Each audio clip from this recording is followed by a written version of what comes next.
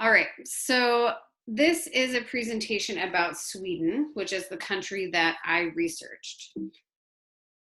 This is what Sweden's flag looks like. The blue and the yellow on Sweden's flag come from the Swedish coat of arms. And the flag was first used in the mid 1400s and became the official flag of Sweden in 1663. Here is a map of Sweden. As you can see, Sweden is located in between Norway and Finland and is in northwestern Europe. So the peninsula that Norway and Sweden is on is known as the Scandinavian Peninsula, and these three countries together, Norway, Sweden, and Finland, are known as Scandinavia. Sweden is a very long, narrow country. So in the northwestern part of the country, there are mountains. And in the southeastern part are islands. Sweden's three main cities are Stockholm, Gothenburg, and Malmo. And I found it was interesting that all three of those cities are located in the southern half of the country and all along the coast. The Gulf of Bothnia, the Gulf of Bothnia separates Sweden from Finland, and Sweden has a lot of lakes and rivers. So Sweden's climate is very different between north and south. As I talked about, it's a very long and narrow country. In southern Sweden, you can expect pleasant summers and mild winters. Southern Sweden is exposed to the Atlantic Ocean, so it's not blocked by Norway. So the southern part of the island gets southwest winds from the Atlantic Ocean that help keep it warmer and more mild.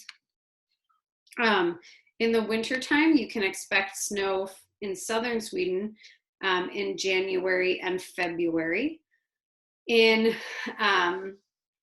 And temperatures to stay over 25 degrees Fahrenheit. In northern Sweden, you have a lot more snow, so up here in the top, and it's a much less populated area. You can expect snow from October to April, and it stays below 10 degrees Fahrenheit, so much colder in northern Sweden. A little bit about Sweden's culture.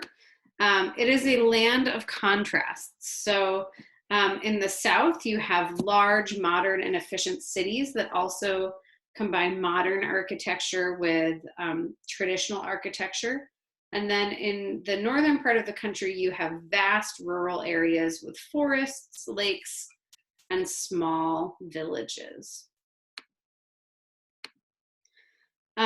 In Sweden, they have a pretty high quality of life, and in part that's because they have a lot of social services to help people out when they have when things happen to them. So in order to pay for those programs, Sweden has really high taxes, but if you have children, you get money for any child under 16, you get money to help pay for your housing. Everyone in Sweden gets 5 weeks of paid vacation. In the US, the standard is about 2 weeks, so it's more than a month of paid vacation every year. If you lose your job, you automatically get 80% of your former salary as unemployment so that you can still pay your rent and buy food while you're looking for another job. There is a national health care system, which is mostly free. And when you retire, you automatically get a pension, which is 65% of what you made while you were working. Sweden is a really highly industrialized country. And a lot of the jobs in Sweden are in the service industry or in engineering. So 4/5 of jobs in Sweden are in the service industry, and this includes education, healthcare, information and communication technology, scientific research and development, and the hospitality industry. Sweden also has, in the north, as you can see on this map, a lot of natural resources in terms of forests. So all of this green is forest resources. There's also mining that happens. So in the north, some iron ore, lead and silver, gold and copper. In the south, that more mild part of the country, that's where there's really great farmland.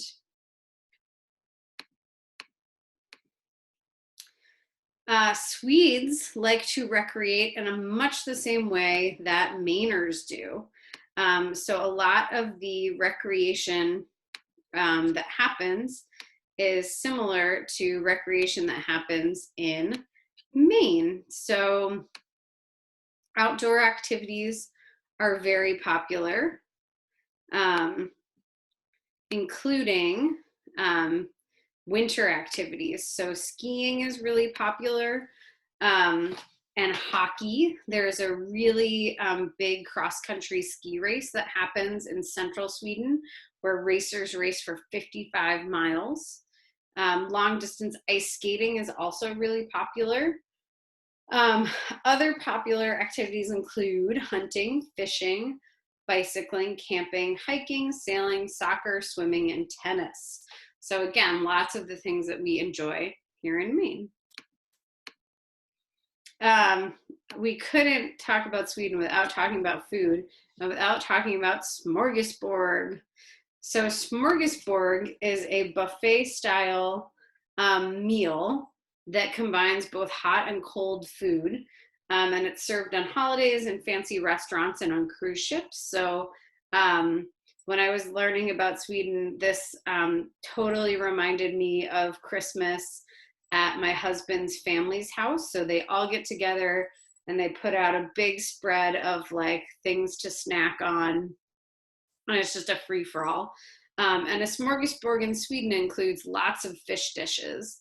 So anchovies, eels, herrings, salmon, sardines, shrimp, often pickled or smoked. It also includes cold meats such as sliced beef, ham, liver pate, and smoked reindeer. Some of the hot dishes include herring cooked in breadcrumbs, meatballs, omelets, and sausages. Dessert is usually cheese and fruit. And in Sweden, they have these little orange berries called cloudberries. Also, pastries are popular. So this is a popular way of eating on special occasions in Sweden. And that is my presentation on Sweden. Here's the resources that I used and my photo credits.